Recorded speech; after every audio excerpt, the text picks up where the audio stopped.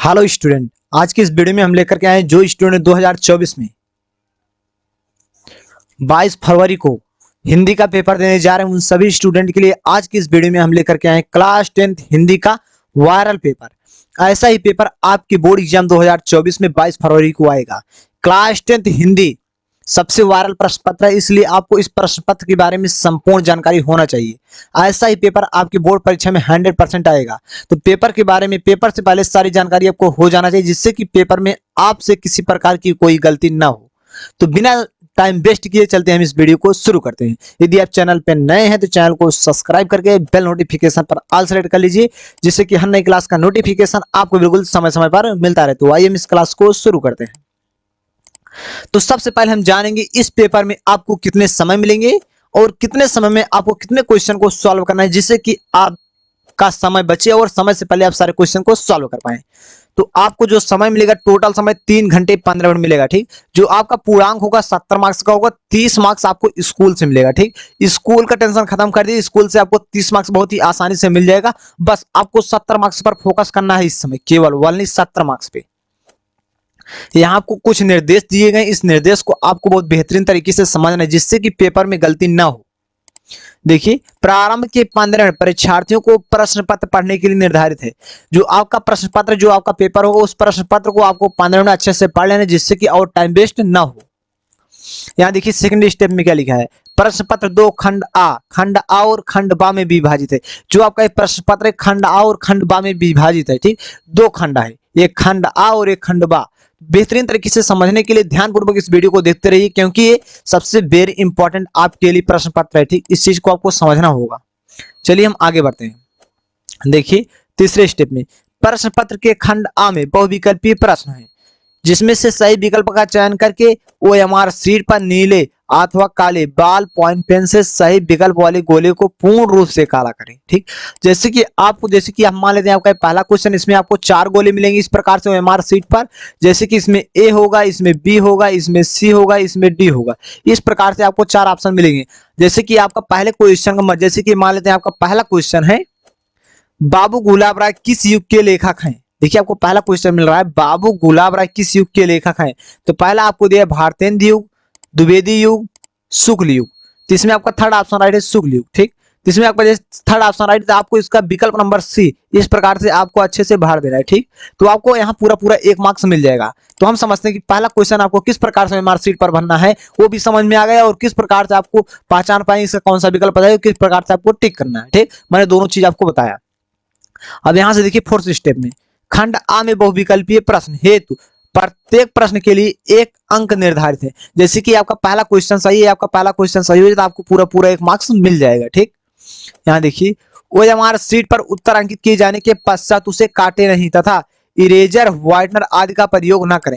जैसे कि आपको लगा आपका विकल्प नंबर सी सही है और आपको बाद में लग रहा है कि इसका बी ऑप्शन राइट है, बी ऑप्शन राइट है, गलत है, तो आपको इसे गलत नहीं काटना है। जो आपको एक सोच विचार के पाए एक ही गोली को पूर्ण रूप से भरना है, 2 गोले को नहीं भरना है, अन्यथा उस क्वेश्चन पर आपको 1 भी मार्क्स नहीं मिलेगा, वहां आपको 0 मार्क्स मिलेगा। ठीक, प्रत्येक क्वेश्चन में आपको 1 गोली को भरना है। ठीक, वो भी बहुत सटीक और बहुत सही समझ करके आपको भरना है, जिससे कि गलती ना हो, आपको पूरा पूरा मार्क्स मिले। चलिए हम आगे देखते हैं। यहाँ देखिए स्टेप नंबर 6 में प्रत्येक प्रश्न के सम्मुख उनके अंक निर्धारित अंक दिए गए। जैसे कि आपका पहला क्वेश्चन है, 1 मार्क्स का इसके सामने लिखा गया है। तो हम समझते हैं कि यहाँ तक आपको पेपर के बारे में संपूर्ण जानकारी बहुत बेहतरीन तरीके से समझ में आया है। तो लास्ट तक बने रहिएगा, चैनल पे नए तो सब्सक्राइब करिएगा, हम आपके पेपर तक आपके साथ हैं। तो चलिए शुरू करते हैं। देखिए तो पहला क्वेश्चन हमारा कंप्लीट हुआ है, बाबू गुलाब राय किस युग के लेखक हैं, शुक्ल युग के लेखक हैं। क्वेश्चन नंबर 2 को समझते हैं। देखिए क्वेश्चन नंबर 2 क्या कह रहा है। देखिए चिंतामणि किस विधा की रचना है। क्वेश्चन नंबर 2 देखिए चिंतामणि किस विधा की रचना है, वेरी इंपॉर्टेंट क्वेश्चन है। ठीक, नोट कर लेना, चिंतामणि किस विधा की रचना है। पहला आपको दिया है निबंध, सेकंड आपको दिया कविता, थर्ड आपको दिया नाटक, डी आपको दिया कहानी। तो इसमें आपका चिंतामणि किस विधा की रचना है, निबंध विधा की रचना है। ठीक, चलिए क्वेश्चन नंबर 3 को हम देखते हैं। क्वेश्चन नंबर 3 सारे क्वेश्चन को आपको नोट कर लेना, अच्छे से प्रैक्टिस कर लेना, जिससे कि क्वेश्चन आपके बोर्ड एग्जाम में गलती ना हो।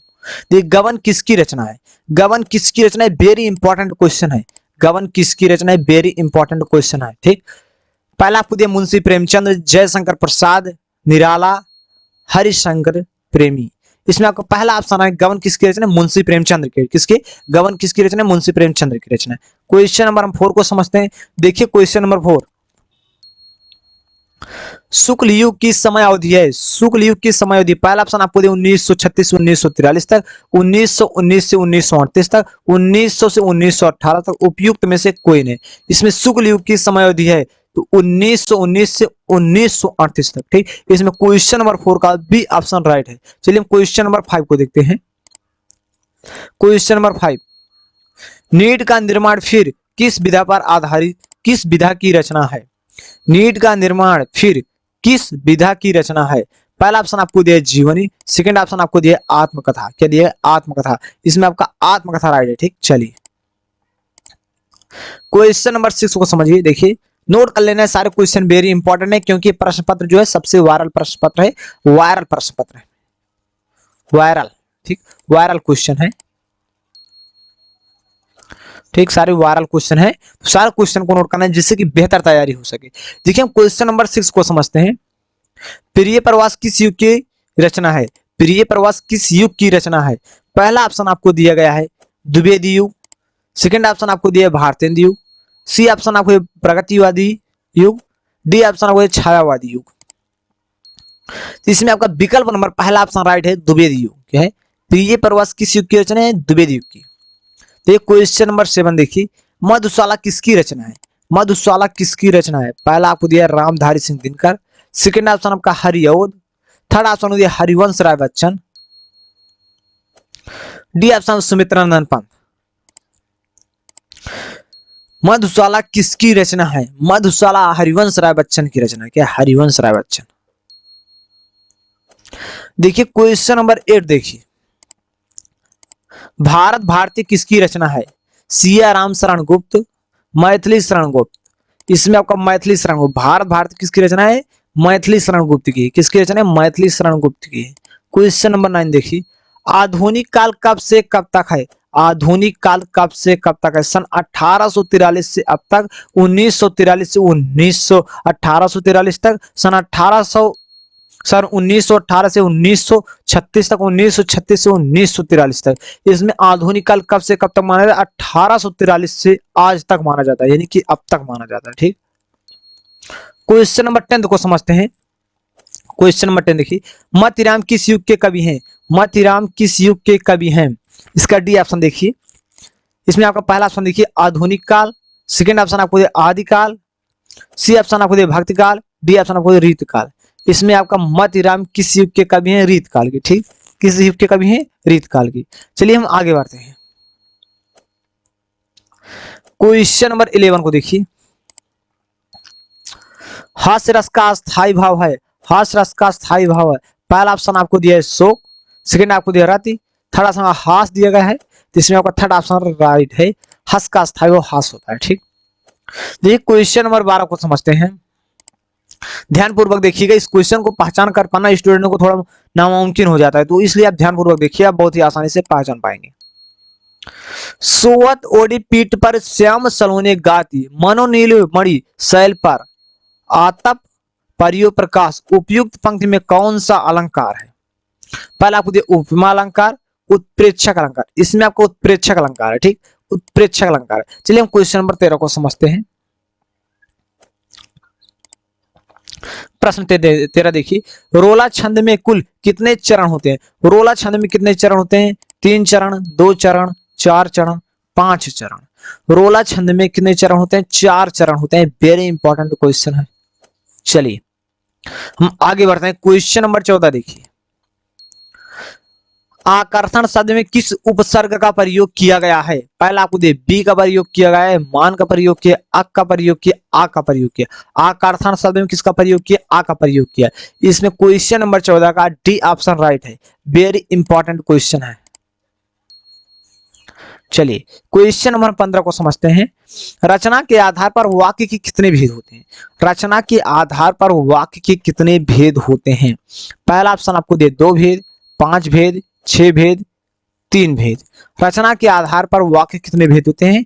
3 भेद होते हैं। चलिए क्वेश्चन नंबर 16 देखिए, पीताम्बर में कौन सा समास है? पीताम्बर में कौन सा समास है? पहला आपको दिया है कर्मधारय समास। यहाँ देखिए इसका सी ऑप्शन राइट है। पीताम्बर में कौन सा बहुव्रीहि समास है, ठीक, कौन सा समास है, बहुव्रीहि समास है। चलिए क्वेश्चन नंबर हम 17 को देखते हैं। आंसू का तत्सम रूप है, आंसू का तत्सम रूप अश्रु है, क्या है, अश्रु है, क्या है, अश्रु है। प्रश्न 18 कर्तव्यवाच्य में किसकी प्रधानता होती है। पहला आपको दिया कर्ता की प्रधानता, सेकंड ऑप्शन आपको दिया कर्म की प्रधानता, भाव की प्रधानता, इनमें से कोई नहीं। कर्म की प्रधानता होती है, किसकी प्रधानता होती है, कर्म की प्रधानता होती है। चलिए क्वेश्चन नंबर 19 को समझते हैं। देखिए ताव्य शब्द में वचन एवं विभक्ति है, ताव्य शब्द में वचन एवं विभक्ति है, ताव्य शब्द में वचन एवं विभक्ति है। देखिए पहला आपको दे षष्ठ विभक्ति एक वचन, सप्तमी विभक्ति द्विवचन, षष्ठ विभक्ति बहुवचन, चतुर्थ विभक्ति बहुवचन, ठीक। इसमें आपका ताव्य शब्द में वचन एवं विभक्ति है, इसमें आपका चतुर्थ विभक्ति बहुवचन है, ठीक। चलिए क्वेश्चन नंबर 20 को देखते हैं। निम्नलिखित में सर्वनाम है, सर्वनाम जो शब्द संज्ञा के स्थान पर प्रयोग किए जाते हैं उन्हें हम सर्वनाम बोलते हैं। जैसे संज्ञा के स्थान पर क्या प्रयोग किया, वह प्रयोग किया जाता है। इसमें आपका सी ऑप्शन राइट है। चलिए हम समझते हैं कि 20 मार्क्स के आपको बहुविकल्पी क्वेश्चन बहुत बेहतरीन तरीके से समझ में आया होगा। तो यहां से आपका स्टार्ट होता है 50 अंक का वर्णनात्मक प्रश्न खंड बा। तो इस खंड बा को हम इसके नेक्स्ट पार्ट नंबर 2 कल सुबह आपको मिल जाएगा, पूरा एकदम डिटेल से एक्सप्लेन करेंगे। हम समझते हैं कि इसके ऊपर के खंड आप बहुत ही आसानी से और बहुत बेहतरीन तरीके से आपका क्लियर हुआ होगा। हाँ, इसी प्रकार से हम खंड बा आपको सुबह 4 बजे इसका वीडियो मिल जाएगा। तो आप चैनल को सब्सक्राइब कर लीजिए, प्लीज चैनल को सब्सक्राइब करके बेल नोटिफिकेशन पर ऑल सेलेक्ट कर लीजिए, जिससे कि आपको नई क्लास का नोटिफिकेशन तुरंत आपके पास सबसे पहले पहुंचे। तो बस आज की इस क्लास में इतना ही, मिलता है नेक्स्ट क्लास में। यदि आपके अंदर किसी प्रकार का कोई डाउट है तो आप कमेंट करके बताइए। मिलते हैं नेक्स्ट क्लास में, तब तक के लिए जय हिंद, जय भारत।